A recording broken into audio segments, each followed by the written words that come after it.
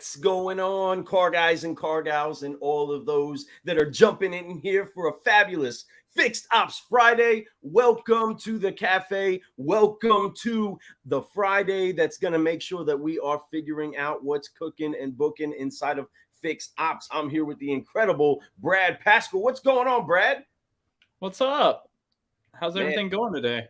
Everything's going great. I'm pumped up. Have a whole lot of forgive, focus, and flying happening with Generations today. We'll talk more about that maybe a little bit later on, but I'm excited that it's Fixed Ops Friday and we're not on a flashback, which those of you that do watch the Fixed Ops Friday and keep up with what's cooking over here inside of the cafe, make sure that you do go get you some more of those Flashback Fridays because we've had some incredible guests on the show. And today is not going to disappoint everybody because we have an incredible car guy, solutionary, somebody that's making things happen for people all over the place. And I'm excited to brew some solutions with him and also see what's fabulous about what's cooking in his Fixed Ops expertise. What about you, Brad? Yeah, I'm super excited. We'd be remiss if we didn't say that, Fred left us to go deer hunting this weekend, and I'm a little jealous, right? And then Owen didn't show up either. I think he's getting ready for this Minnesota Cowboys game this weekend because I'm flying up to Minnesota. I'm a big Cowboys fan. He's a big Vikings fan, so we might have to lay a little wager on who wins. You know what I mean? We just might have to. Car guys and car gals, we might have to do that. You might be doing that already. What did you say? He's not gone. He's not gone right now. Oh, there he is. Over here watching, saying what's up. Oh, we also got Tully saying what's going on. Fixed Ops Fridays they are the best kind of Friday. But you know what happens when our compadres ain't with us? It's okay. We will still find a way to have a great cup of coffee and a conversation and forgive, focus, fly the whole way through. You know the deal. But brother, let's get this cooking. Let's get this rocking because there's a bunch of car guys that I'm sure have heard us yap a time or two. We want to make sure that we give a little bit more time for our friend, this incredible car guy that's in here with us today. Ed is sitting back there just listening to us yap at it. Brother, tell us why it is that we picked Ed for this particular show this week. All right, so Lou, you and Fred were pretty prominent on Clubhouse, right? So I met Ed. It's been almost 2 years now. When Clubhouse first came up, and he's this Southern gentleman that has a draw, and his dad's in the car business, or was in the car business, and he has a lot of amazing, hilarious, sometimes inappropriate dad story about his dad and what the car business was like back in those days. And so when I met Ed, he's been a GM, but he primarily focuses on the fixed op side today. So today on the show, we have a guy named Ed Slaughter. He's the president of E&W Auto Consulting, and he's a really good friend of mine. And he has a very, very big game this week in college football because the undefeated TCU Horned Frogs takes on Ed's alma mater, Baylor. Boy. I'm sure he's pretty pumped about that. So we're going to have to talk to him about that a little bit too. All right, well, let's go ahead and get him up in here. Car guys, car gals, and all of those that are watching on the replay or here on the live, make sure that you do throw some hand claps, throw some coffee cup emojis, throw some wrenches, throw whatever it is, some car emojis, anything into the comments to make welcome our guest today on Fixed Ops Friday, the one, the only, Ed Slaughter. Welcome to the show, brother. Welcome. Hey, guys. How y'all doing today? So, Brad, fun fact on the game this weekend. TCU and Baylor were the last game of the Southwest Conference because they were the oldest rivalry in the Southwest Conference. So TCU at one point was located in Waco, and they had a mysterious fire in their campus burned, and at that point they moved to Fort Worth. So, it's kind of maybe been a little bad blood for a while. Yeah, it's going to be interesting, man. The Big 12 has some interesting players this year. Me being I'm a Texas Tech guy. My wife's a K-State guy or K-State person, right? So we kind of go back and forth a little bit.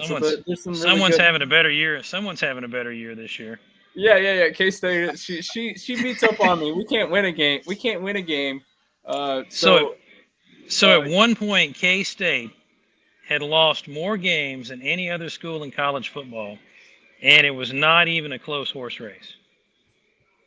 I don't know if they've caught back up, but it was like 200 games they had to catch back up or something like that. Bill Snyder over there for a while, and he did pretty good. Right, but this was during Bill Snyder's time, and he actually told me this story. He said if we won for like the next 20 years, we wouldn't dig out of being the losingest program in college football. Really?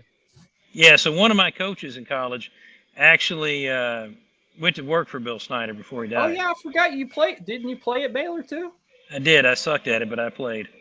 So that was one of the reasons I ended up at Baylor is they decided that I still had I could still play football. I sure fooled the crap out of them. I was a far better salesman than I was a football player. We've had a couple of ex-football players on, including Terry Torline. So Ed, let me ask you a question. Let's get on topic here, right? Because we know that TCU is going to beat Baylor. That's just going to happen. Well, I mean, if I was throwing down the betting line, I sure would bet on that if I was me. Yeah. Go ahead. But more importantly, what are you seeing now? I mean, you're in dealerships every day, right? So you're in dealerships. Yeah, and I have a lot of people I talk to in dealerships. Well, it used to be in the car business when my dad was teaching, and I was learning about the car business,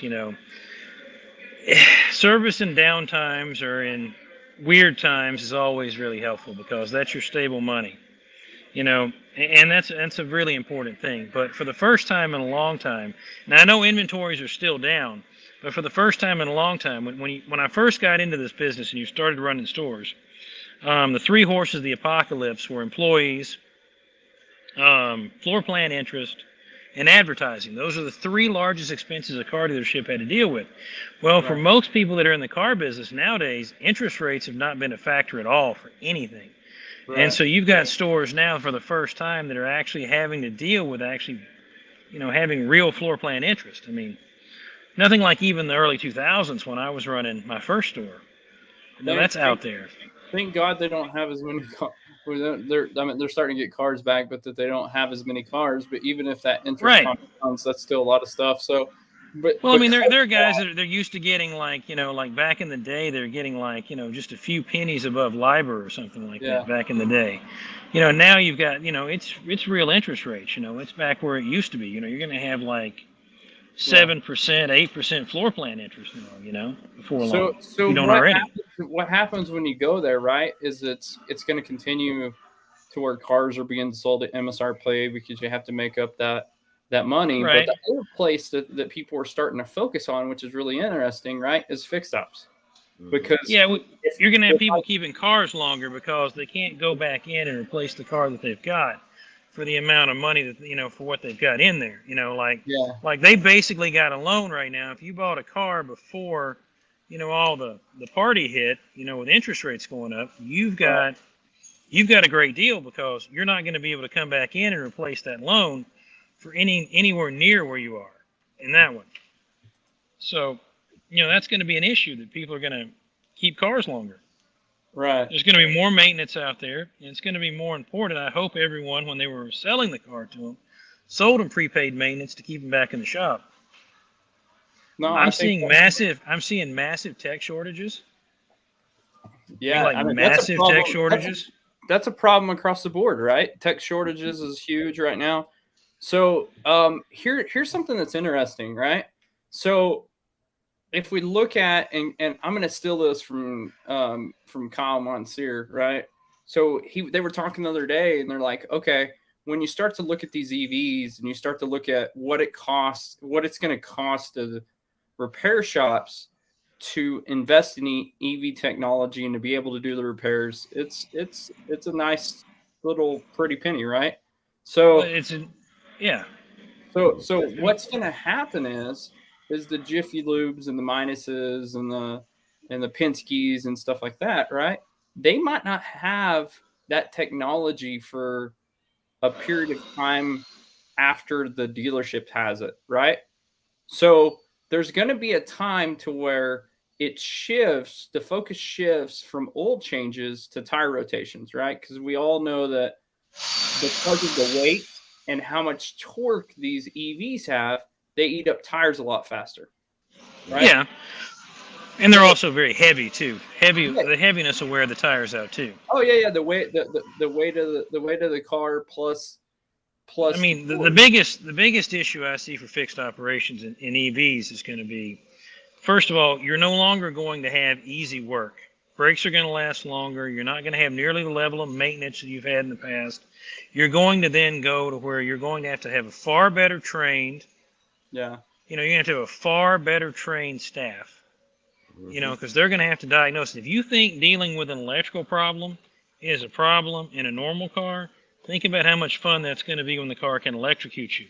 Plus, you've got to handle the batteries very carefully because you've got, energy stored with an ignition source, fuel and an oxidizer, all self-contained in a package. I mean, we lost a UPS plane over this a few years ago.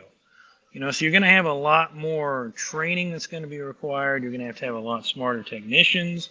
And you're going to have a lot of your gravy work's going to go away because there's 30% fewer parts inside of one of these cars. And the problems are going to go from being minor to being major.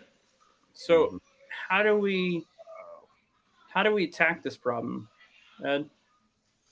Well, I think you're going to have to really start. I think you're going to really have to look at your technician situation kind of hard. First of all, I don't think you're going to have near the adoption that you think you're going to, that all these factories are trying to push. Because in my experience in the car business, my whole life, is that they try to bring stuff out far before they're ready to bring it out. So we don't have anywhere near the infrastructure to support, the experience that customers are used to right now. You can't go jump in your electric car right now and go to Atlanta to Miami like I did the other day without having to do a hell of a lot of pre-planning. I got in the car and I just went. But if you're going to go in an electric car, you got to do a lot more pre-planning. So I don't know that the level of adoption for full electric vehicles is going to be quite as high as everyone hopes. That's number one. But number two, you're going to have to start having you're going to really have to start looking for people that are doing things differently than just your standard way you recruit technicians, because these guys are going to have to be very bright. Because, just the requirements to get high voltage certification are stout. Yeah, no, I think that's important, right? Absolutely. And if we don't start getting people interested in that now, and how many places are there to train, right? How good are the colleges? How good are, and so I think there's a lot of stuff that we have to answer, right? And what's our strategy for acquiring those people before the independents can, right? Right. Well, you're going to have to require. Your biggest thing is going to be you need to retain them once you train them, because the independents are going to be looking to suck off your gravy, because they're not going to be able to afford to train these guys. They're not going to have the factory backing to send these guys off to school to get a doctorate degree in electrical engineering. They're not going to have that kind of stuff. Yeah. Wow. No, I think I want to touch base with people that are jumping in here and that are here real fast, because we are cooking up a great conversation. Those of you that are watching, those of you that have commented and participated so far, make sure that you share this out. They are cooking up a great conversation here. Tully is saying, bring it on. And Tully, he's like, come on, let them see how it's done. Follow us. We'll show them how it is. Retention is key. 100% believe that is a fact, that retention is key. On all ends of the business. We train them up, we gear them up, we empower these people to take care of our customers, to fix a car, to sell a car, and then we lose them. We lose our customers because we lose our people. If we can't keep our people, we're not going to keep our customers. We're not going to keep people engrafted with us. If we can't keep the ones that won the customer, if we can't keep those champions with us, then ultimately we're going to lose our people, the people that we're doing business with as well. And what you're cooking up is some real provocative stuff for people to really be looking at the budget when calculating, hey, we're paying on interest that we're not used to. And then also, wait a minute, we have to train, and we got to be careful not to train our competitors' people. And as we do that, what are some of the solutions you're seeing out there at fusing together a culture that does keep the people and keep us progressive? Because that's the thing, no matter what, whether it comes as fast as we want it to or not, things are going to be a changing. And if it goes at the pace that some predict, great. If it doesn't, all right, no matter what, things are going to be progressed anyway. One way or another, they're going to progress.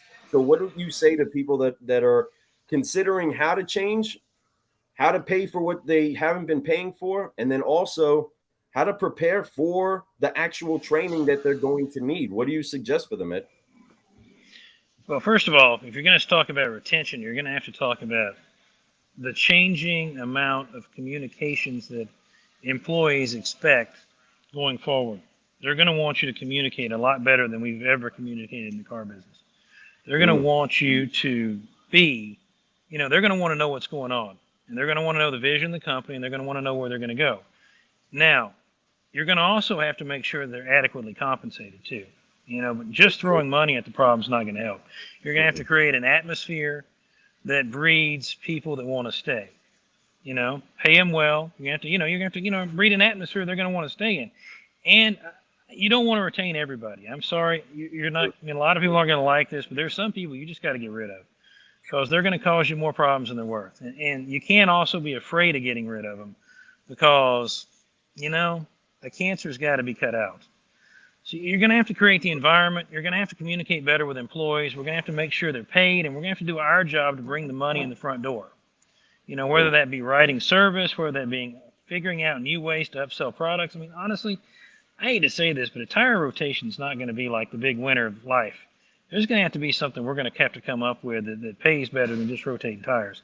Because an oil change and a tire rotation, neither one of them are high profit items. But what they do is they get a customer in the dealership. And that's what we use them for. That's perfectly put. The only difference between the oil change and the tire rotation is mostly labor, right? Oil change, right, parts and stuff like that. So I think here's something on the digital side that you need to be aware of. If you're not already creating content about what the maintenance is going to be required on the EVs, and whenever there's a monumental shift, it always pays to be first. So if you're not, hey, what does a tire change look like for an EV? What does a fluid exchange look like for EV? Because there are some fluids that you have to exchange every down there. There are. How far will these tires go? Because what I'm expecting on happening is there's probably going to be new tire ratings for the tires for regular. Well, they're going to weigh a lot because some of these vehicles weigh like a heavy duty truck. They're like a 3/4 ton truck. Some of them are. They're going to have to reweight these tires for these EVs because a 50,000 mile Michelin is going to last 30. You know what I mean? Right. And you got to like, if you're going to do like a benefit video there, you got to show them that, okay, if you rotate your tires, we can get more life out of your tires and you won't be spending $1,000, $1,500, $2,000 on tires every 15 or 20,000 miles.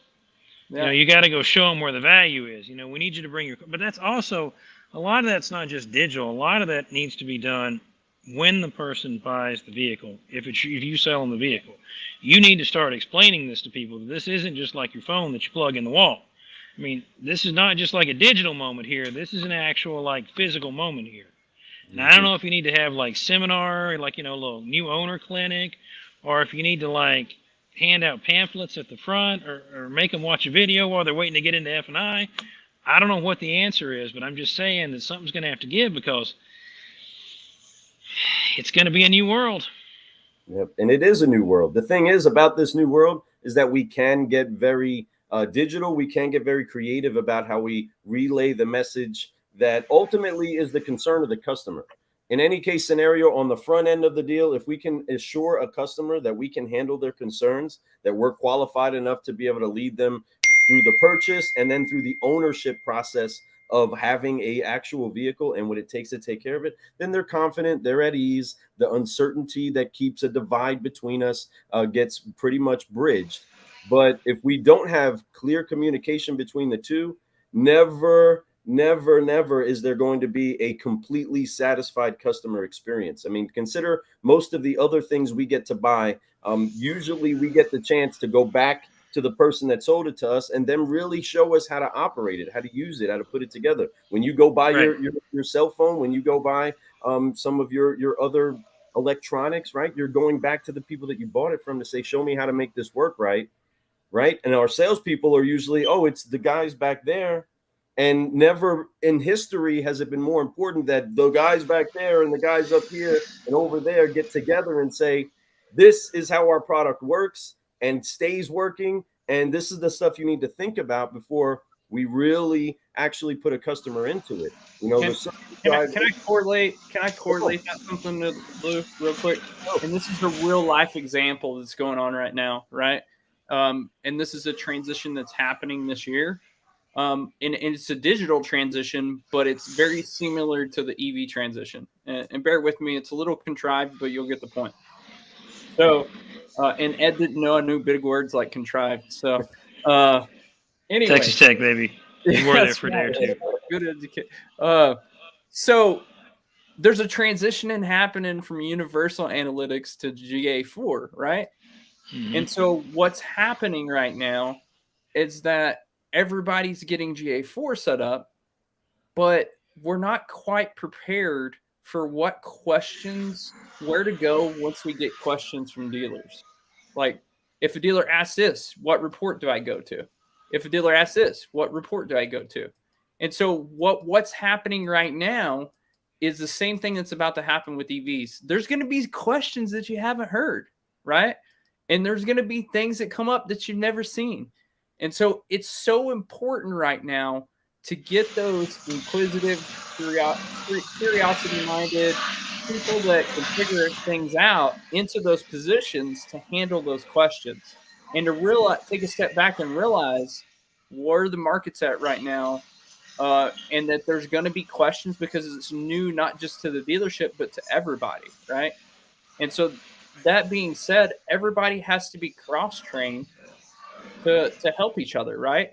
To the best of their ability. You know, you're not going to have a service advisor go out and be a technician when the other technician's off, but he needs to know what's going on a little bit, right? He needs to know the shop process. He needs to be talking to the shop foreman or the person that's running the shop, you know? And so, and vice versa, the service advisor needs to be sharing what questions people are asking in the service drive and getting information, and even coming up with a document to where you can put those frequently asked questions so everybody can access it, right? So I think that's some other stuff. And then take those questions, right, that everybody's asking and create pages and FAQs on your website, like Ed's saying. So you might have the FAQs that you can hand out in the dealership, but everything's about matching that experience in store to what's online. If you don't have that experience in store, you're already behind. You need to give us a call. Give one of us a call, and we can for sure get you connected with someone that can help you. Right. I got one nugget to drop really quick here. Here's the thing about it. What you got to focus on in fixed op especially is you need to build value with the customer. Because right now, the channel my dad right now, they're coming for you right now. The factories are. They're going to try to squeeze the front end margins like you've never seen before in this business. You know, when my dad got into this business, it was 20% margins in the front. Porsche now has the most margins on the front. Now, this is not your back end money, and they're at 10%. Now, what they're going to be doing is they're going to be coming after the margins because everybody's got kind of fat during all this supply crisis, and they don't like that because they want you kind of lean and hungry. So they're going to want you to build a whole bunch more building. They're going to want you to do a whole bunch of stuff. So you have to show the customer why it's important to keep you around as a dealer, why it's important to have you as their customer advocate between you and the factory, why it's important for you to provide them service, because believe me, the factory is starting to come for you. So you got to build value with the customer 24/7 about what you bring to this table. You're not just the guy that beats them up in the front, and it's especially important in the back that you show them the value in your services. Come on. And what stops a dealer from having their own YouTube channel that harnesses all of the little questions, that same list that you just spoke about, Brad, that same list of regular FAQs that they would have, a quick 5-minute video, not even 2-3 minute video, just sitting in there that's posted, waiting for the customer. They get access at delivery. When these questions come up, make sure that you have access to our page, this other social media channel that we can keep in front of you with, right? But you get the chance to access the questions our customers are going to have. And we're ahead of it before the customer comes in ticked off, upset, mad at everybody, right? We can already say, hey, some of these solutions were out here. Let me show you how to reference that again. It would stop so many frustrated phone calls if they were able to just say, hey, look at our channel real fast. We addressed it. Type in what you're looking for. It's probably in there. You know what? One of the most watched videos is, we'll just take Tesla, for example. You know what one of the most watched videos is? Which all the Easter eggs in those stinking cars, right? So if you just put your mind to even just finding all the Easter eggs in these cars, right? Like if you look inside a TRX in the glove compartment, there's a T-Rex eating a raptor. So yeah, you didn't know that? Did you not know that? No. I knew that one because so I knew somebody with a TRX. So I mean, I saw it. That was the first thing they showed me. There's a lot of Easter eggs in these cars, and so you could pull a lot of stuff out of those cars and create a lot of content around that, right? And so I think that the important thing is anytime something like this happens, there's a change curve, right? And so if you look at that change curve and you just get past acceptance and you try to get into the spot to where you're moving past it, because there's different levels of competency. You don't know what you don't know, and then you know what you don't know, and then you know what you know, and then you start to innovate, right? And so the faster that you can speed that up to the innovation part, the more successful your business is going to be. And guess what? The profit comes. It comes in 4 or 5 different ways. You just have to continue to be curious. And I think that's part of what Brewing Solutions and being a solutionary is radical curiosity, right? And I think we lost Ed.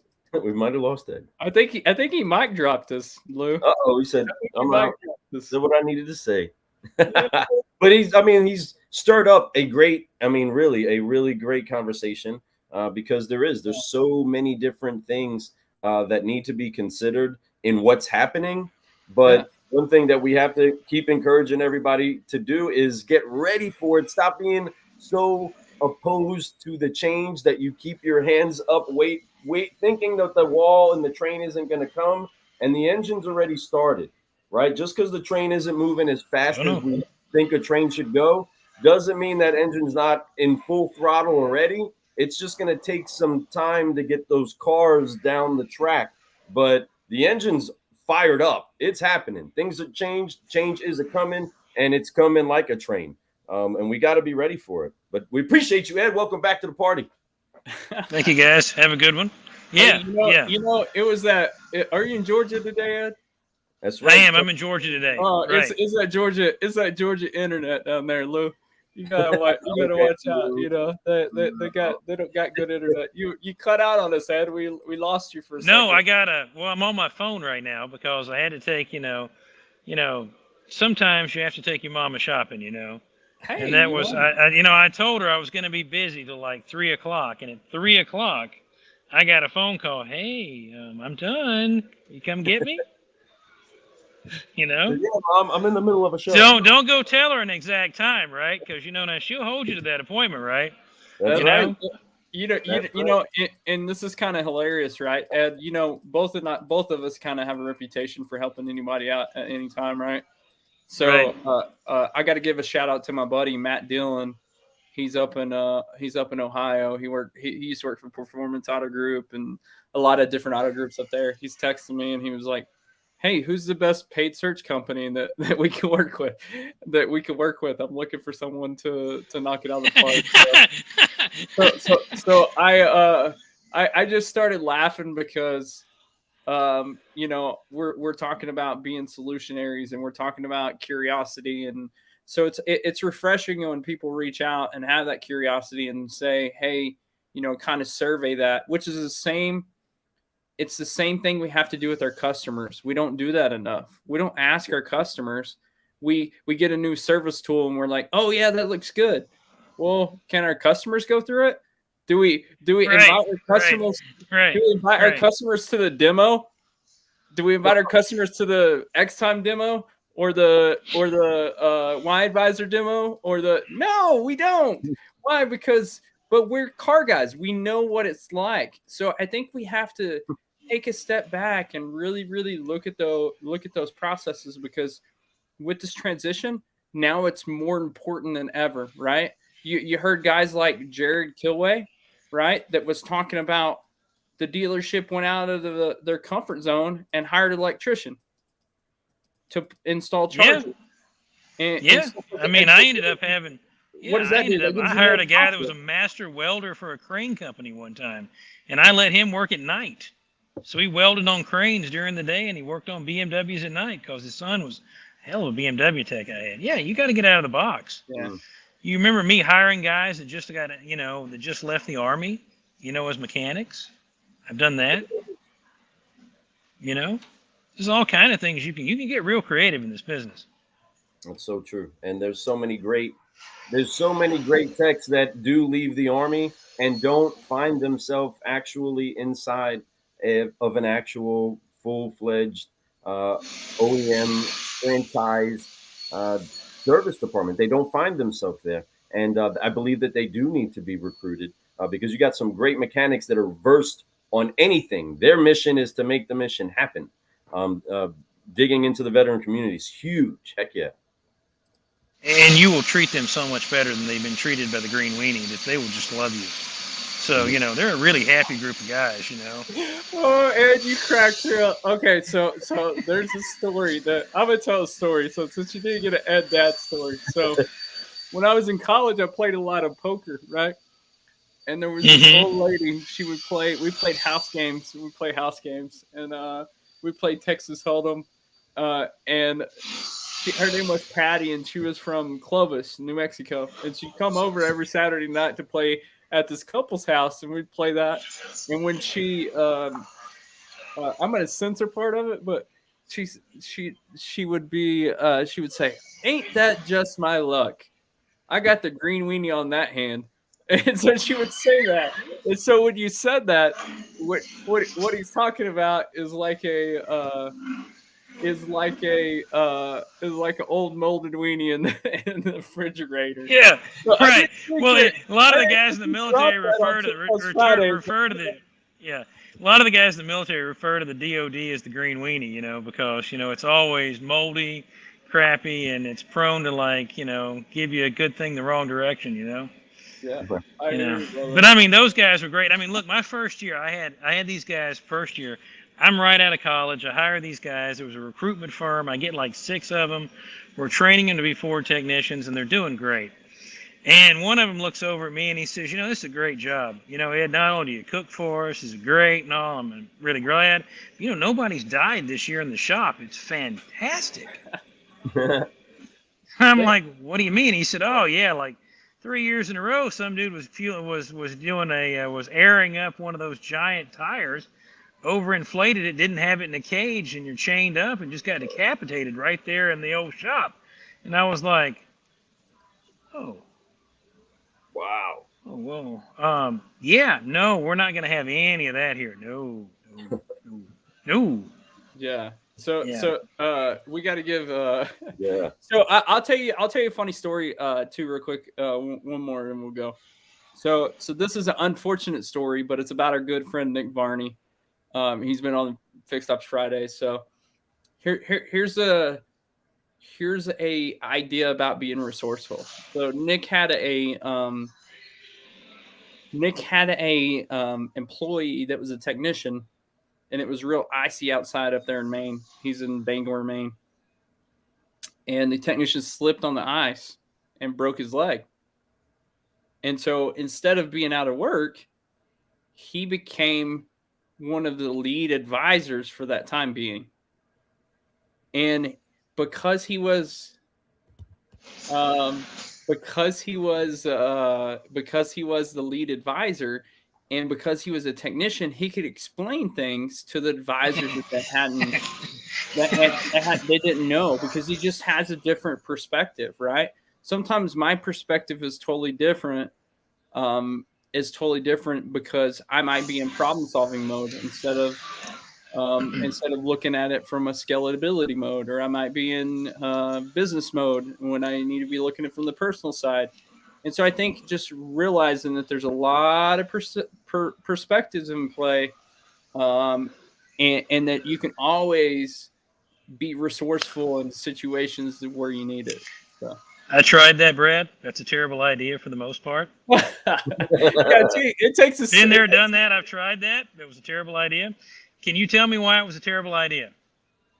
Because once they master technician on the phone with the customer. Customer describes the product to him.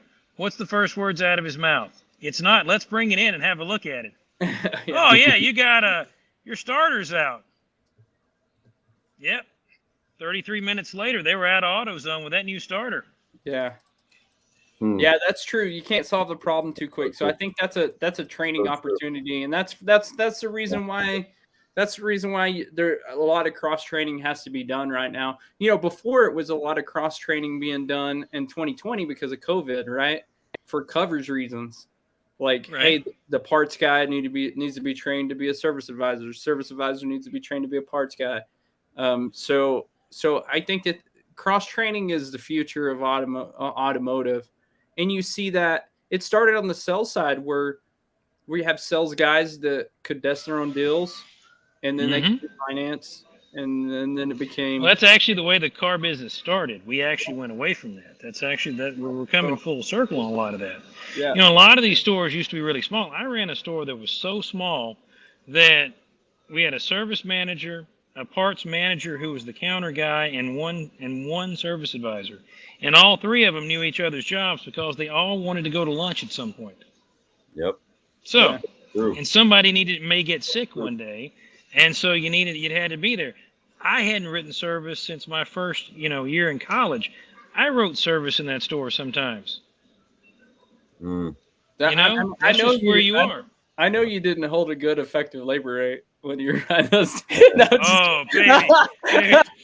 The best part was I used to give things away whenever, I'm right out of college, right? I used to give things away for customer service, right?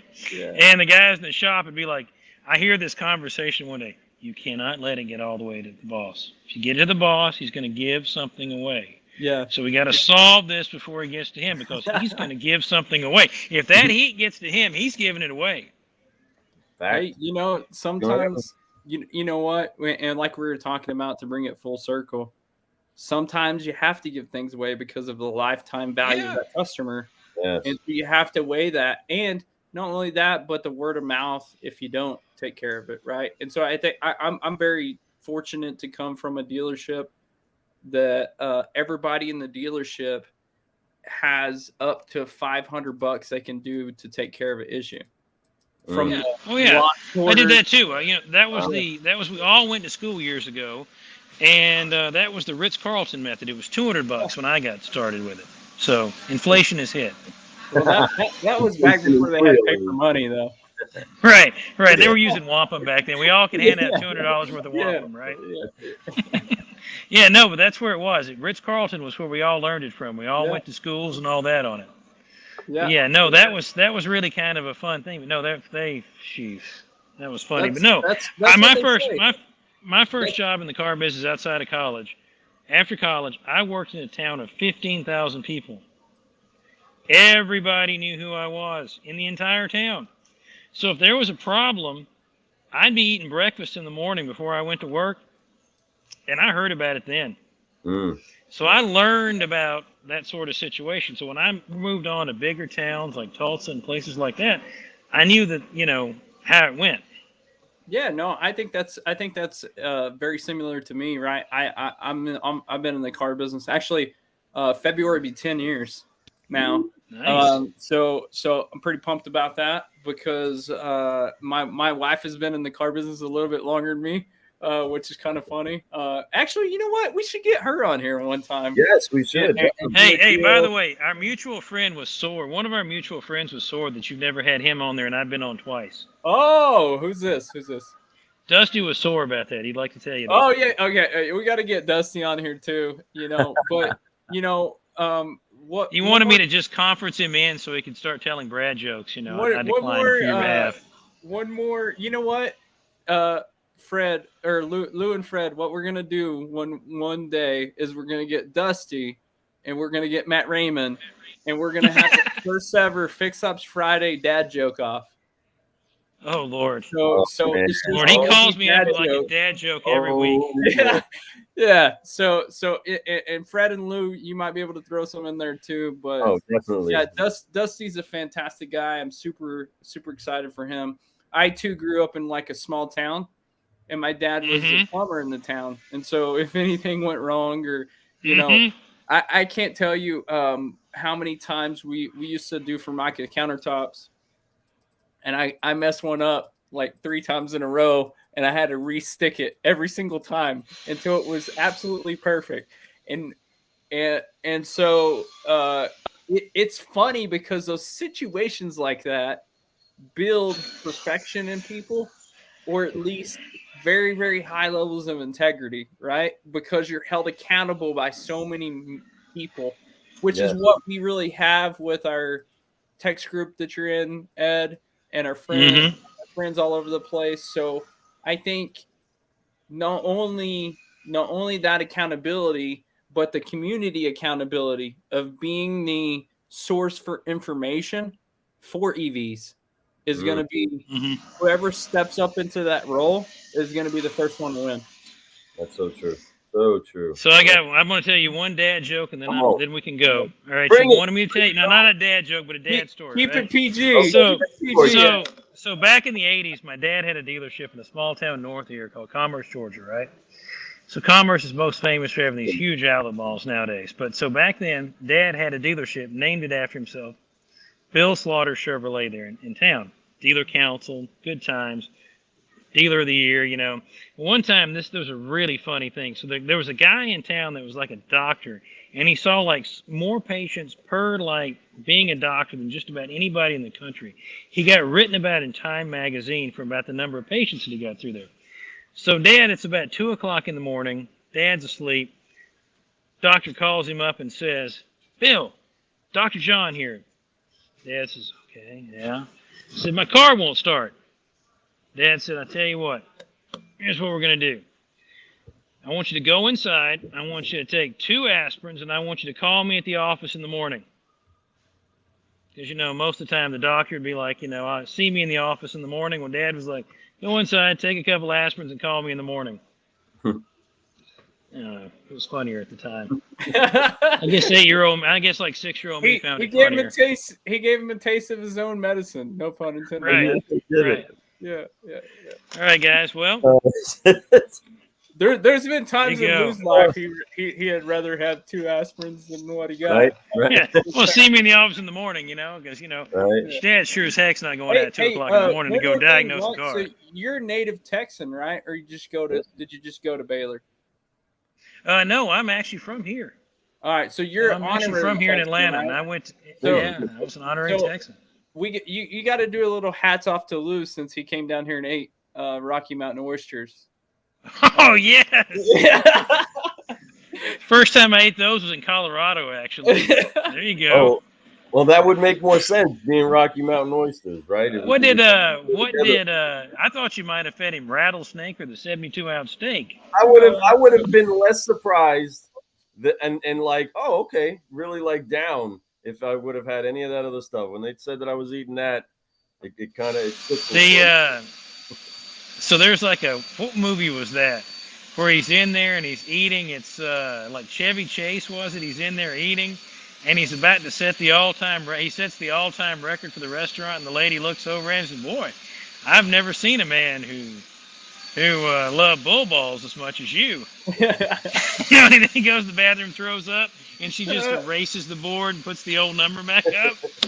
Hey, I got to give him credit. He didn't throw up. I didn't throw up. I'm proud of you on that one. I didn't either. I mean, it was once you get over what you're eating, you're kind of okay. I was like, all right, I mean, I guess I can eat them too. The lady that owns the record for the steaks ate 2 in like 25 minutes. That's funny. Yeah. Yeah, and she was like 130 pounds. So Nice. So crazy. So crazy. All right, Ed, we're almost out of time, brother. Anything else you got? Any questions you got? I think I'm good. Oh, well, I think I'm good. I think we definitely put some seeds of thought out there for those that actually want to make sure that they're getting ahead of the game inside of their fixed ops department, but also considering your operation. The backbone of your business is that department that it's keeping the car moving on the road. And if we don't get more about what's coming, it's going to be upon us. It's going to be past us, and we're going to be playing catch up before we know it. So it's so important that we get on the train now, start capping up your conversation about what you're going to do to get ready for the future, what you're doing now to take care of your people, and to put together a succession plan so that you're not raising up people that leave, but you're raising up good people that are raising up other good people to back them up as we take care of the mission of handling our customers. Car guys, car gals, I'm thankful to have another Fixed Ops Friday with the incredible Brad Pascal and Ed Slaughter. Brad, you got anything else for anybody? I'm good, brother. All right, well, let's go ahead and forgive, focus, fly, keep growing, and let's head on to solving problems for the customers that we're trusted to help. We appreciate all of you that have been dropping in some comments. Thank you so much for having fun with us. Let's forgive, focus, fly, and keep growing, everybody. On 3, thank you for joining us on Fixed Ops Friday. 1, 2, 3, forgive. Yeah. Focus. Help us out, Ed. Way to go. Fly. And keep growing. Keep growing. Take it easy, everybody. See you later. We're out.